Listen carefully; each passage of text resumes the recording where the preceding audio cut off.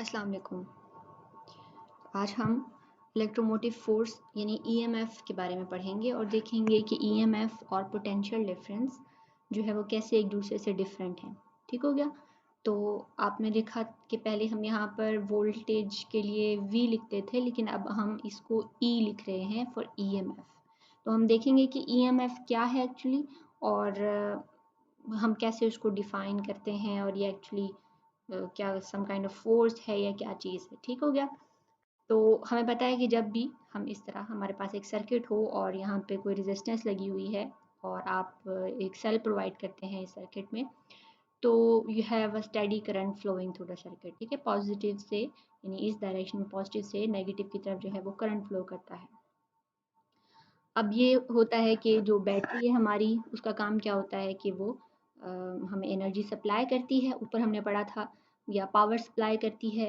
वो power P is equal to V times I होती है, या I स्क्वायर R होती है, या V स्क्वायर बाय R होती है। तो ये पावर जो है, जो बैटरी सप्लाई करती है, वही पावर जो है ये रेजिस्टेंस जो है वो डेसिपेट करती है। ठीक है, सेम अमाउंट ऑफ पावर जो है वो रेजिस्टेंस डेसिपेट करेगी। तो जितनी पावर ये सप्लाई करेगी उतनी ही पावर यहाँ पर डेसिपेट होगी। So suppose when a steady current I has been established in the circuit, the charge delta Q passes through any cross section area of the wire in time delta t। तो suppose करें कि आप जो है आपने current जो है वो इसमें से इस्टेब्लिश किया है। तो करंट क्या होगा, हर पॉइंट पे जो करंट होगा I, वो क्या होगा, वो होगा डेल्टा Q, जो amount of charge her point पे गुजर रहा है। यानी अगर हम इस वायर का क्रॉस सेक्शन एरिया देखें तो इसमें से delta Q amount of charge delta T time में जो है वो मूव कर रहा है। तो जो हमारा करंट होगा वो इस तरह डिफाइन होगा, यानी delta Q by delta T। ठीक हो गया? अब ये चार्ज जो है वो यहाँ से जब स्टार्ट होता है ऑल द वे, ये रेजिस्टेंस में से गुजरता है। रेजिस्टेंस में चूँकि क्या होता है कि एनर्जी डेसिपेट होती है, तो ये चार्ज जो है वो अपनी एनर्जी जो है वो इस हाई पोटेंशियल से लो पोटेंशियल में, बेसिकली ये यहाँ पर अगर पॉजिटिव पोटेंशियल है, यहाँ पे अगर पॉजिटिव है, यहाँ पे नेगेटिव है, तो इसका मतलब यहाँ पे भी पॉजिटिव है और यहाँ पे भी नेगेटिव है। तो हाई पोटेंशियल से लो पोटेंशियल की तरफ आते हुए ये चार्ज जो है वो अपनी एनर्जी लूज़ करेगा। ठीक हो गया? तो इसकी एनर्जी कम होगी। ये ऐसे ही है जैसे अगर आप वो पहाड़ी वाली एग्जांपल अगेन देखें, तो अगर आपका चार्ज या लेट्स से यहाँ पे इस केस में चूँकि हम ग्रेविटी को सपोज़ कर रहे हैं, तो बॉल है, तो बॉल पहाड़ के ऊपर से नीचे आते हुए अपनी पोटेंशियल एनर्जी को लूज़ करेगा ना, पोटेंशियल एनर्जी इसकी कम हो जाएगी। तो जैसे वो काइनेटिक एनर्जी इंक्रीज़ होगी, लेकिन यहाँ से नीचे आते हुए ये अपनी पोटेंशियल एनर्जी जो है वो लूज़ कर रहा है। ठीक हो गया? तो यहाँ से इसी तरह ये जो चार्ज है, जो amount of delta Q charge हमने यहाँ पे सर्किट में एस्टेब्लिश किया है, जो डेल्टा T टाइम में गुजरा है, वो चार्ज रेजिस्टेंस में से गुजरते हुए एनर्जी को डेसिपेट करेगा in the form of heat, in the form of other means. जो भी रेजिस्टेंस जो है वो उसका काम है यहाँ पर, वो एनर्जी जो है वो उस फॉर्म में डेसिपेट हो जाएगी। ठीक है, यहाँ पे लेट्स से अगर रेजिस्टेंस की बजाय कोई बल्ब लगा हुआ है, तो बल्ब की रोशनी जो है वो उसमें वो एनर्जी डेसिपेट होगी, या और भी कोई भी आपका जो अप्लायंस लगा हुआ है, जो भी आपका सर्किट एलिमेंट लगा हुआ है, उसने जो भी काम करना है, उस काम को करने में ये एनर्जी जो है वो इस्तेमाल हो जाएगी। अब उसके बाद ये चार्ज अपनी कम एनर्जी के साथ आएगा वापस बैटरी के पास। बैटरी क्या करेगी, बैटरी को आपको पता है बैटरी ने इस पे काम करना है चार्ज पे। बैटरी जो है वो नेचर के खिलाफ काम करती है ना। वो क्या करती है कि वो इस चार्ज को, जो हम पॉजिटिव चार्ज कंसिडर करें ना कन्वेंशनल करंट के लिए, वो इस चार्ज को नेगेटिव पोटेंशियल से उठा के दोबारा पॉजिटिव पोटेंशियल पे लेके जाएगी, ताकि इसको दोबारा तैयार करेगी ताकि वो सर्किट में से गुजर सके। ठीक है, तो यहाँ पे देखो ना, आपने नेगेटिव पोटेंशियल से यानी लो पोटेंशियल से हाई पोटेंशियल पे जाना है, और आपका चार्ज कौन सा है, पॉजिटिव। तो ये this is not the natural direction of charge to go ना। नेचुरल डायरेक्शन क्या होगी पॉजिटिव चार्ज के जाने की, कि वो हाई पोटेंशियल से लो पोटेंशियल पे जाए, लेकिन हमने उसको लो पोटेंशियल से हाई पोटेंशियल पे लेके जाना है। तो इसके लिए बैटरी को इस चार्ज के ऊपर काम करना पड़ेगा। ठीक हो गया? वो काम हमने देखा पहले भी कि क्या होता है, वर्क बाय द बैटरी, हमने उसी से पावर सप्लाई भी निकाला। तो वो जो काम करना पड़ेगा बैटरी को, W अमाउंट ऑफ वर्क, तो वो हम उसको अभी देखते हैं। लेकिन यहाँ पे उसको ग्रेविटी के सेंस में देखें कि वो क्या होगा कि एक दफ़ा आपका बॉल जो है वो यहाँ पर आ गया, ठीक है, इस पॉइंट पर, तो अब आपने बॉल को दोबारा वो सेम अमाउंट ऑफ एनर्जी देनी है, ठीक है। तो आप क्या, लाइक आपका बॉल जो है वो इस लेवल पे है, और आपने इसको दोबारा ऊपर लेके जाना है, तो यानी इस लेवल पे है ना बॉल हमारा, इसको ऊपर लेके जाने के लिए you must supply some energy, क्योंकि ये खुद ब खुद तो ऊपर नहीं जाएगा, क्योंकि ऊपर जाना इसकी नेचुरल डायरेक्शन तो नहीं है, ठीक है। तो ऊपर लेके जाने के लिए इसकी पोटेंशियल एनर्जी इंक्रीज करने के लिए you have to do some work. Once it's up there, now it can move itself easily, मतलब ये इसकी नेचुरल डायरेक्शन होगी कि वो नीचे की तरफ जाए, जबकि यहाँ पर you have to do some work, ठीक हो गया। तो यहाँ पे आपको जब भी पोटेंशियल एनर्जी इंक्रीज करनी है किसी बॉडी की, आपको काम करना पड़ेगा। जब पोटेंशियल एनर्जी कम हो रही होगी बॉडी की, बॉडी जो है वो अपनी नेचुरली जो है वो उस डायरेक्शन में जा रही होगी जिस डायरेक्शन में पोटेंशियल एनर्जी जो है वो कम होती है। बात समझ आ रही है?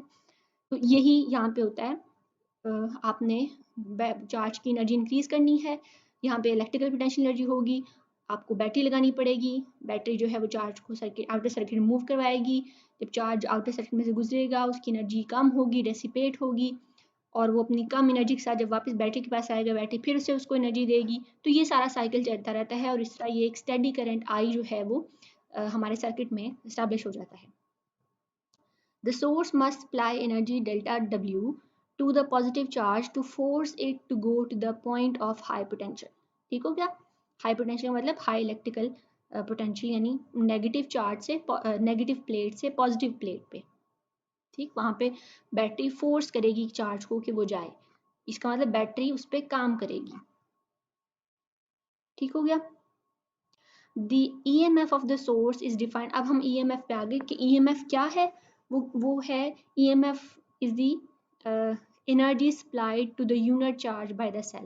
पहले हमने इसको पोटेंशियल कहा था, अगर आपको याद हो, हमने कहा था potential is the work done per unit charge ना, लेकिन एक्चुअली अब हम इसको EMF कह रहे हैं। अब हम थोड़ा सा उसके ऐसे समझ लो कि जैसे पहले हमने ऊपर ऊपर से पढ़ा था, अब हम थोड़ा सा अंदर जाके देखने की हो क्या रहा है। एक्चुअली पोटेंशियल जो है वो कुछ और है, ये जो EMF होती है वो होती है energy supplied by the battery to the unit positive charge, ठीक है।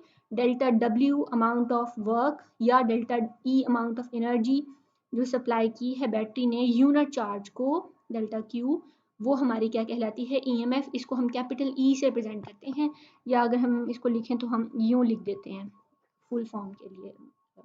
तो EMF का मतलब है electromotive force, but it's not a kind of force basically, मतलब फोर्स वो वाली जो न्यूटन वाली फोर्स होती है ना, वो नहीं है, क्योंकि इसका यूनिट भी न्यूटन नहीं है। बस इसको हम कहते हैं इलेक्ट्रोमोटिव फोर्स है, but it's not a force. इसका यूनिट क्या है, इसका यूनिट है जैसे आपको यहाँ से दिख रहा है कि जूल्स पर कूलम, यानी कि वोल्ट। तो इसका यूनिट जो है वो वोल्ट है, वही वाला यूनिट जो कि पोटेंशियल का यूनिट था, ठीक हो गया। लेकिन अब इसको पोटेंशियल नहीं कहेंगे, अब ये यानी बैटरी जो काम कर रही है यूनिट पॉजिटिव चार्ज के ऊपर, उसको उसको जो एनर्जी सप्लाई कर रही है, ये जो उस पर काम कर रही है यूनिट पॉजिटिव चार्ज पे, वो जो काम है, वो जो एनर्जी है, वो इलेक्ट्रोमोटिव फोर्स कहलाएगी, वो पोटेंशियल नहीं कहलाएगी। तो पोटेंशियल क्या है उसके लिए हम आगे पढ़ते हैं, नेक्स्ट पेज पे आ जाइए। तो ये वही लिखा है कि इलेक्ट्रोमोटिव फोर्स जो है वो फोर्स नहीं है।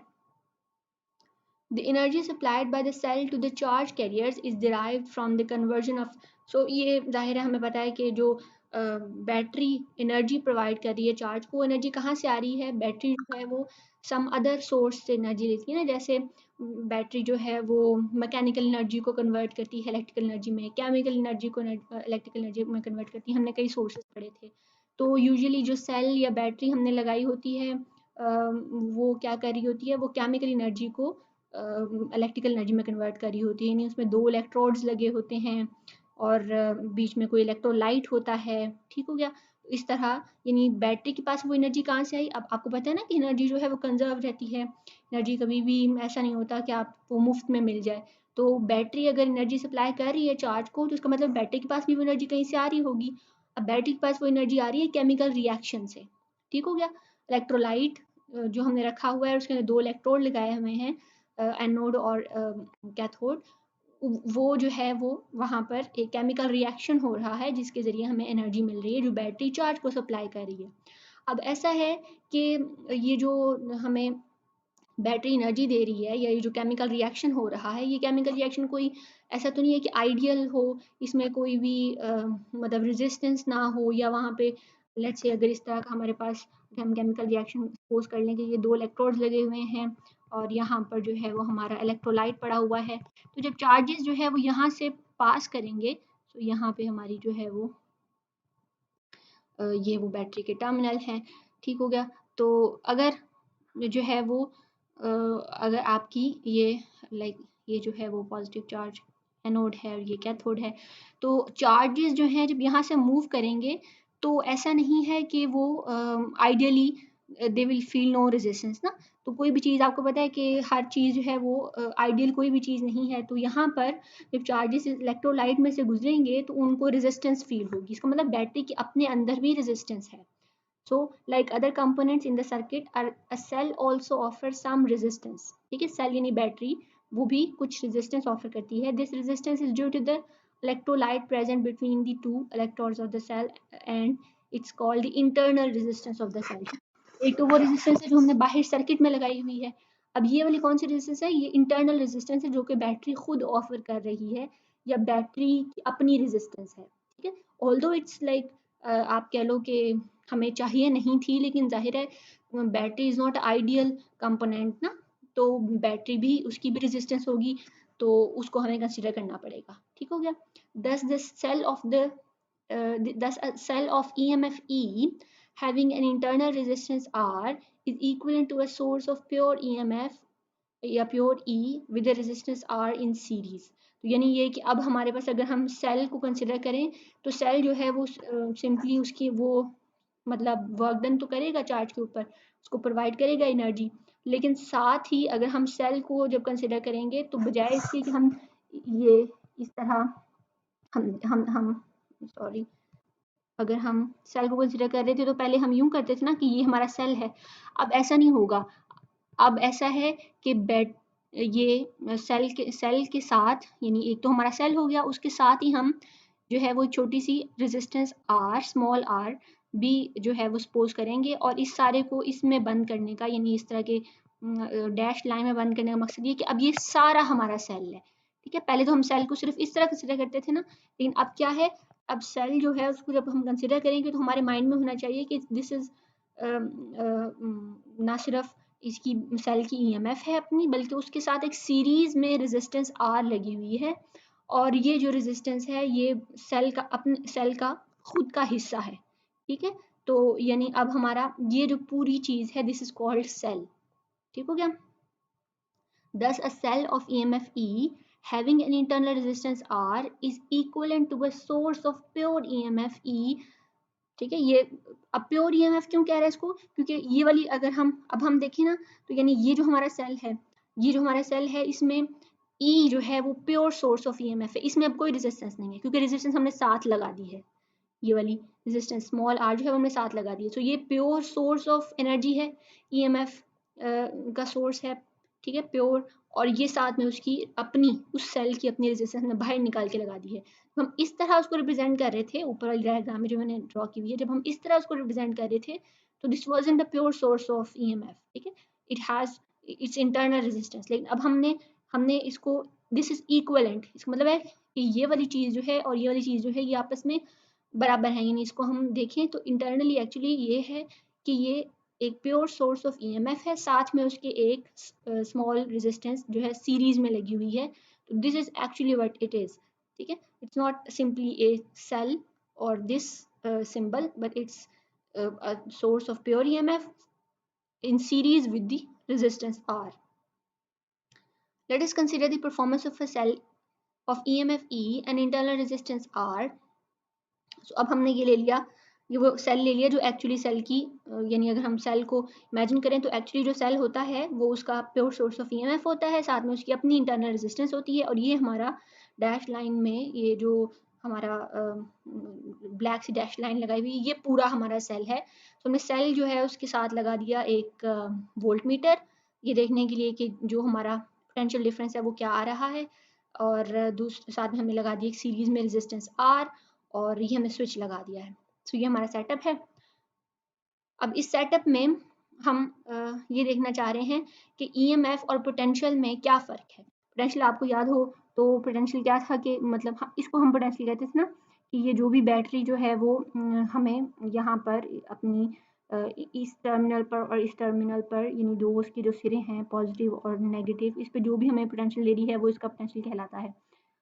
तो हमने देखा कि जो पोटेंशियल है, अभी हम यहाँ से भी देखते हैं, वो एक्चुअली उसमें ईएमएफ भी आ रहा है और उसका अपना जो बैटरी की रेजिस्टेंस है वो भी आ रही है। तो इसको हम देखते हैं कैसे यहाँ पे जो है वो काम करता है। तो a voltmeter is of infinite resistance measures the potential difference across the external resistance R or the potential difference V across the terminals of the cell. तो वोल्टेज क्या करेगा, वो हमें ये बताएगा कि जो आपका लेट्स से अगर इसमें सर्किट में से करंट गुजर रहा है तो वोल्ट मीटर आपको ये बताएगा कि ये वाला सिरा और ये वाला सिरा इनके दरमियान क्या पोटेंशियल है। आपको पता है ना कि जब आपकी जो कंपोनेंट्स हैं वो इस तरह पैरेलल लगे हों तो उनमें सेम पोटेंशियल होता है, यानी इन सिरों पर, यानी इस तरह हमने कहाँ पढ़ा था, हमने जब रेजिस्टेंस के हम वो पढ़ रहे थे कम्बिनेशन के किस किस तरह कम्बिनेशन होते हैं, तो हमने कहा था कि जो वो कम्बिनेशन जो पैरेलल होता है उसमें सारी जितनी भी रेजिस्टेंस लगी होंगी उनमें जो पोटेंशियल होगा वो सेम होगा, करंट डिफरेंट होगा। यहाँ पे इसी तरह है कि यहाँ पे यानी यहाँ पे इसके क्रॉस जो भी पोटेंशियल होगा वही इस वोल्ट मीटर के क्रॉस होगा, वही इस रेजिस्टर के क्रॉस होगा। तो पोटेंशियल जो है वो हमारा हम फाइंड कर सकते हैं। ठीक हो गया। सो द करंट, अब हम देखते हैं कि करंट यहाँ पे क्या फ्लो कर रहा है। जो टोटल सर्किट में जब हमारा स्विच जो है वो ऑन ऑफ है, यानी कि हमारी रेजिस्टेंस जो है वो सारी, ये सारा सर्किट जो है वो हमने बनाया हुआ है और इस रेजिस्टेंस भी इंक्लूडेड है। स्विच ऑफ होने का मतलब ये है कि वैसे तो अगर आप स्विच ऑफ करते हैं इसका मतलब होता है कि चीज़ बंद होगी, लेकिन यहाँ पे स्विच ऑफ करने का मतलब ये है कि ये जो अपनी आपकी एक लाइन है इसको आप अटैच कर दें। ऑन होने का मतलब ये है कि जो है वो ओपन होने का मतलब ये है कि आप इसको हटा दें और ये वाला सर्किट जो है वो एक्सक्लूड हो जाएगा। अच्छा, स्विच अब हमारा क्लोज है, इसको हम क्लोज कहेंगे, ओपन और क्लोज, ऑफ एंड ऑन नहीं कहेंगे, ओपन और क्लोज कहेंगे।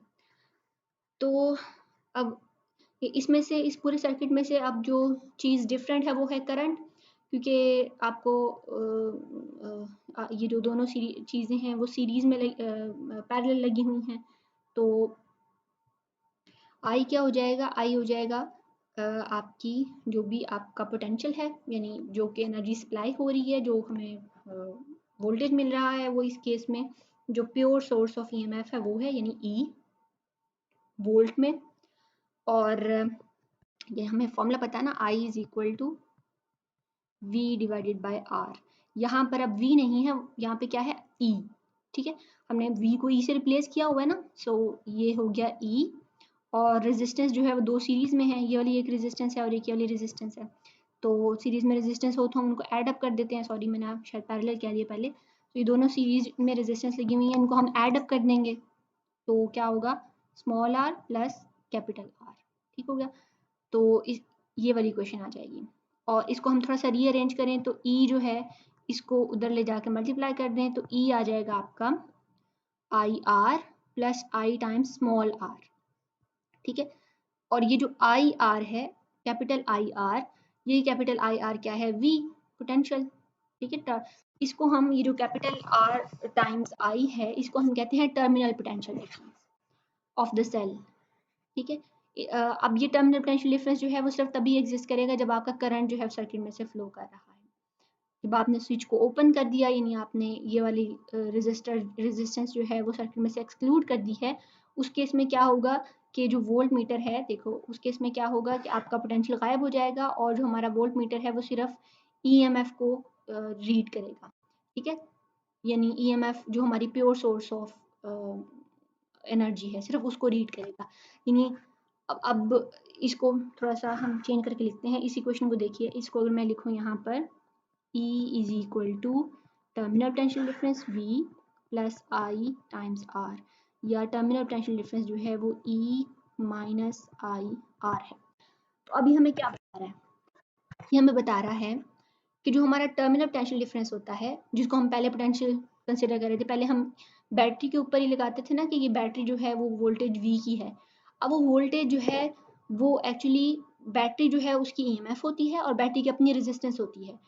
वो आपका टर्मिनल वोल्टेज आएगा ना यहाँ पर, यानी जो वोल्टेज एक्सटर्नल सर्किट को सप्लाई हो रहा होगा, वो वोल्टेज बैटरी की अपनी EMF यानी बैटरी की प्योर जो वोल्टेज वो प्रोड्यूस कर रही थी, उसमें से उसके अपने अक्रॉस जो पोटेंशियल ड्रॉप हो रहा है, ये पोटेंशियल के बन रहा है ना IR, V is equal to IR, उसके अपने अक्रॉस जो पोटेंशियल ड्रॉप हो रहा है उसको माइनस करके आएगा। बात समझ आ रही है? यानी बैटरी EMF प्रोड्यूस करी थी E, ये हो गई इसकी total energy.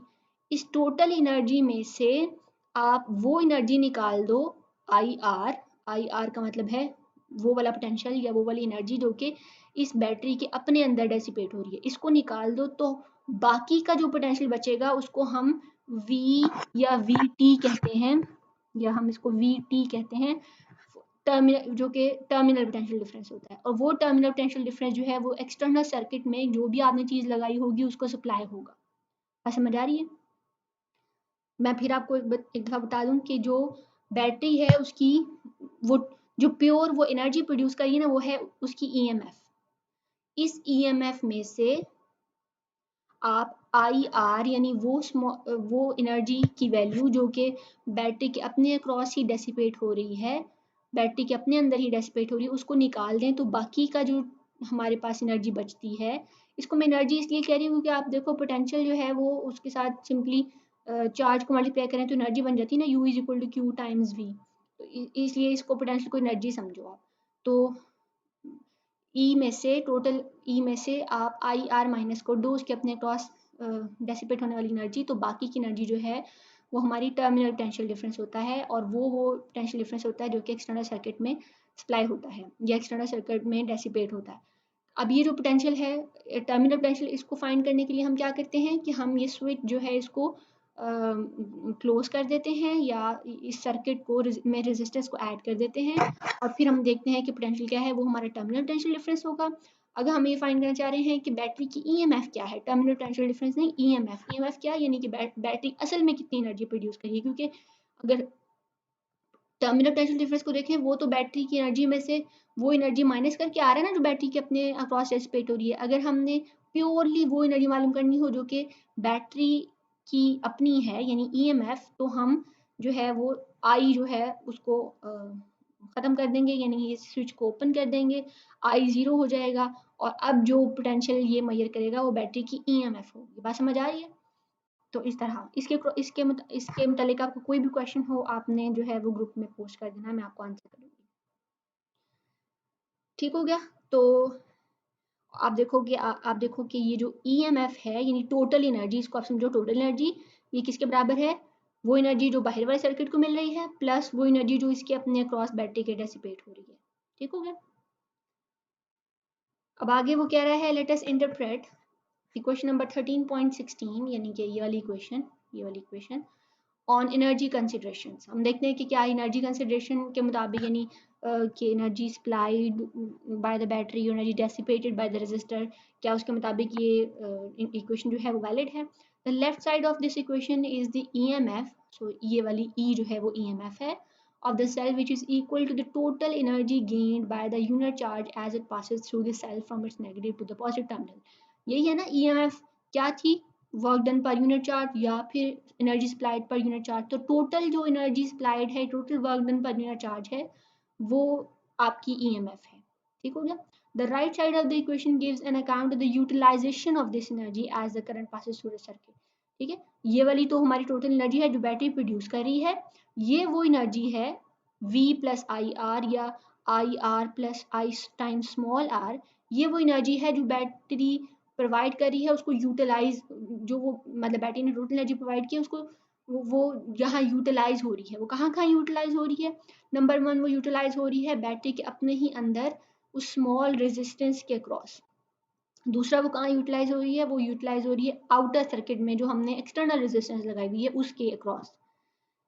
It states that as a unit charge passes through the circuit, a part of this energy equals to IR is dissipated into the cell and the rest of the energy is dissipated into the external resistance capital R।